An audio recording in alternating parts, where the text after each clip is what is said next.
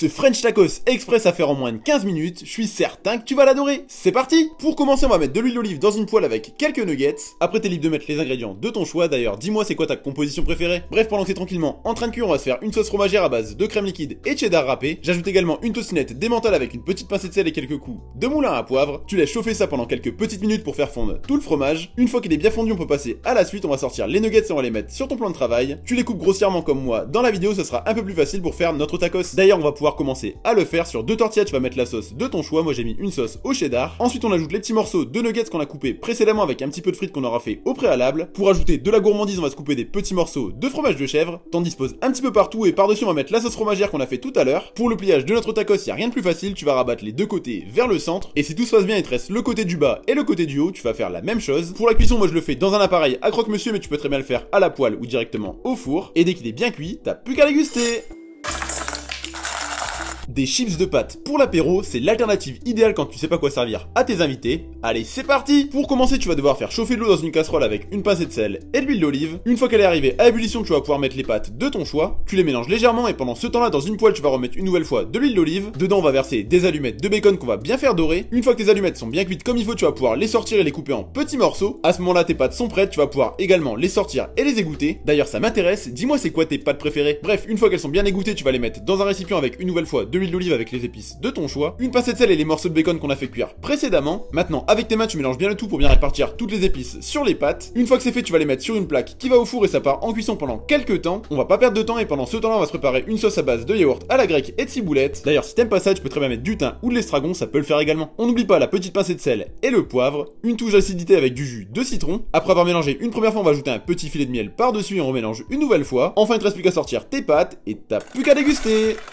La fin de l'été arrive à grands pas et pourquoi pas te faire plaisir avec cette salade de pâtes hyper fraîche et super gourmande. C'est parti! Tu vas tout d'abord commencer par faire chauffer de l'eau dans une casserole avec une bonne pincée de sel. Une fois que l'eau est arrivée à ébullition, tu vas pouvoir mettre les pâtes de ton choix. D'ailleurs, dis-moi c'est quoi tes pâtes préférées. Bref, après une bonne dizaine de minutes, tes pâtes sont al dente. Tu vas pouvoir les sortir et les égoutter. Petite astuce pour stopper immédiatement la cuisson de tes pâtes, tu vas pouvoir les arroser avec un peu d'eau froide. Ensuite, tu vas les verser dans un grand plat comme moi dans la vidéo. Pour la suite, tu auras besoin de prendre un poivron rouge que tu vas couper grossièrement. Une fois que c'est fait, tu vas pouvoir le couper en lamelles puis en petits morceaux. D'ailleurs, tu peux prendre le poivron de ton choix. Moi, j'ai une petite préférence pour le rouge et le jaune. Pour l'étape suivante, tu auras besoin de prendre 3 belles boules de mozzarella. Comme pour les poivrons, on va commencer par les couper en tranches puis en petits morceaux. Ça va ajouter une bonne dose de fraîcheur dans notre salade de pâtes. Pour la suite, tu vas prendre une petite dizaine de tomates cerises que tu vas couper en deux. Une fois qu'elles sont coupées, tu vas pouvoir les mettre également dans le plat. Quoi de mieux pour aller avec les tomates que de prendre quelques feuilles de basilic qu'on va ciseler assez finement. C'est vraiment l'ingrédient indispensable pour aller avec les tomates et la mozzarella. Par-dessus, on verse un petit filet d'huile d'olive avec de la crème de balsamique. On n'oublie pas la petite pincée de sel, quelques coups de moulin à poivre avec de l'ail en poudre. Et une fois fini, t'as plus qu'à déguster. Ce wrap au poulet et au bacon super facile à faire, tu vas l'adorer. C'est parti! Pour commencer, dans une poêle, tu vas mettre de l'huile d'olive. Pour la suite, tu auras besoin de prendre quelques aiguillettes de poulet que tu vas mettre directement dans la poêle. Pendant que c'est tranquillement en train de cuire, tu vas te couper des fines lamelles d'oignons blancs. Tu les ajoutes avec le poulet et tu mélanges bien le tout. Tu vas laisser cuire ça pendant environ 5 à 6 minutes à feu moyen et on n'oublie pas d'ajouter quelques épices. Personnellement, j'ai ajouté du curry avec une bonne pincée de sel et du poivre. Après, si t'aimes pas ça, tu peux très bien mettre du paprika ou directement du piment, c'est vraiment en fonction de tes goûts. Bref, une fois que tes aiguillettes de poulet sont bien cuites comme il faut, tu vas pouvoir ajouter de la crème liquide. Tu vas la laisser réduire totalement. Pour la suite, tu auras besoin de prendre une tortilla sur laquelle tu vas déposer 2 tranches de cheddar. Pour le faire fondre, rien de plus simple, tu passes un petit coup de chalumeau directement par-dessus avec une bonne poignée de salade. Pour la sauce, tu fais comme tu veux. D'ailleurs, dis-moi en commentaire c'est quoi ta sauce préférée. Une fois que t'as mis la dose que tu souhaites, tu vas pouvoir ajouter ton poulet directement par-dessus. Dans la même poêle où on a fait cuire le poulet, on va déposer 3 tranches de bacon. On laisse dorer tout ça environ 3-4 minutes de chaque côté pour avoir un bacon bien doré. Tu déposes tes tranches sur ton poulet et par-dessus on va mettre une petite poignée de cheddar qu'on va faire fondre avec notre chalumeau. Il te reste plus qu'à faire le pliage comme moi. Dans la vidéo, tu rabats les deux côtés et une fois fini, il te reste plus qu'à déguster cette merveille.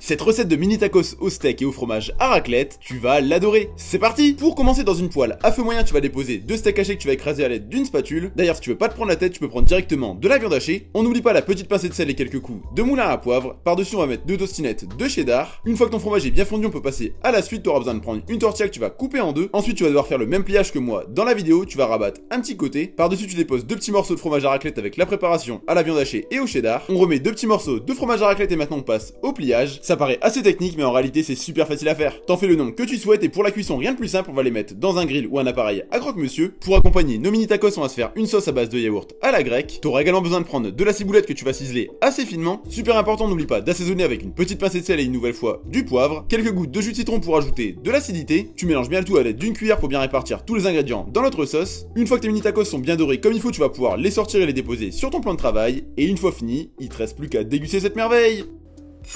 Ce gâteau chocolat pistache hyper gourmand et facile à faire, tu vas l'adorer. Allez, c'est parti! Pour commencer, dans un récipient, tu vas mettre 3 petits pots de mascarpone, ça fait 750 grammes. Tu la travailles légèrement à l'aide de ta spatule et ensuite tu vas ajouter de la crème liquide entière. 30 centilitres, ça suffira largement. Une fois que c'est fait, tu vas la monter à l'aide d'un batteur. Une fois que c'est bien monté comme il faut, tu ajoutes 2 cuillères à soupe de pâte à tartiner à la noisette. Tu mélanges bien le tout et notre crème est prête. Dedans, on va y incorporer des petits morceaux de pistache avec des pistaches entières. On bat le tout une toute dernière fois pour bien incorporer tous les morceaux de pistache directement dans notre crème. Et comme tu peux le voir, on a une crème bien gourmande et bien lisse. Pour l'étape suivante, dans une assiette ou un bol, tu vas verser du lait au chocolat. Dedans, on va devoir y tremper des biscuits cuillères qui vont nous servir à faire le tour de notre gâteau. Tu vas également en mettre dans le fond et par-dessus, on va mettre la crème qu'on a préparée précédemment. Tu répètes l'opération une seconde fois, tu vas remettre des biscuits cuillères par-dessus. Si tu prends un plat assez grand, normalement, tu vas devoir faire cette opération 3 fois pour remplir totalement ton plat. Pour bien tasser le tout, rien de plus facile, tu vas devoir déposer une assiette et ça part au réfrigérateur pendant quelques temps. Enfin, une fois que le temps imparti est passé, tu vas pouvoir retourner ton gâteau. Tu remets une petite couche de crème par-dessus avec une nouvelle fois des éclats de pistache pour faire la décoration, des pépites de chocolat et t'as plus qu'à déguster. Cette recette rapide et hyper gourmande au steak haché et au cheddar, tu vas l'adorer. C'est parti! Pour commencer, dans une grande poêle, tu vas déposer 2 steaks hachés que tu vas écraser avec une cuillère. Pendant ce temps-là, on va pas perdre de temps et on va prendre un oignon qu'on va couper en deux. Ensuite, on va le couper en lamelles puis en petits morceaux. Tous nos petits morceaux d'oignon, on va les mettre dans la poêle et on va les laisser cuire tranquillement avec le steak. On n'oublie pas d'assaisonner avec une petite pincée de sel et du poivre. Pour relever le tout, j'ajoute un mélange de piment et de harissa. Je vais également ajouter 2 cuillères à soupe de sauce tomate préparée. Une fois que tu as tout bien mélangé et que toute ta sauce tomate est bien recouverte sur le steak haché, on peut passer à la suite. Tu auras besoin de dérouler une pâte à pizza rectangulaire. En bas, tu vas déposer 2 tostinettes de cheddar et tu vas replier le tout comme moi dans la vidéo. Une fois que tu as bien replié le tout comme moi à l'écran, tu vas pouvoir déposer une tranche de mozzarella avec la préparation au steak haché et à la sauce tomate. Une fois que c'est fait, tu vas pouvoir redéposer une tranche de mozzarella et on fait une nouvelle fois un pliage. T'hésites pas à bien appuyer sur les bords pour bien refermer ton pain pizza. Pour la cuisson, rien de plus simple, on va le faire cuire quelques minutes à la poêle à feu moyen, environ 5 à 6 minutes, et pour finir la cuisson à l'intérieur, on va le déposer dans un plat qui va au four. Ça part en cuisson pendant quelques temps et une fois fini, t'as plus qu'à déguster.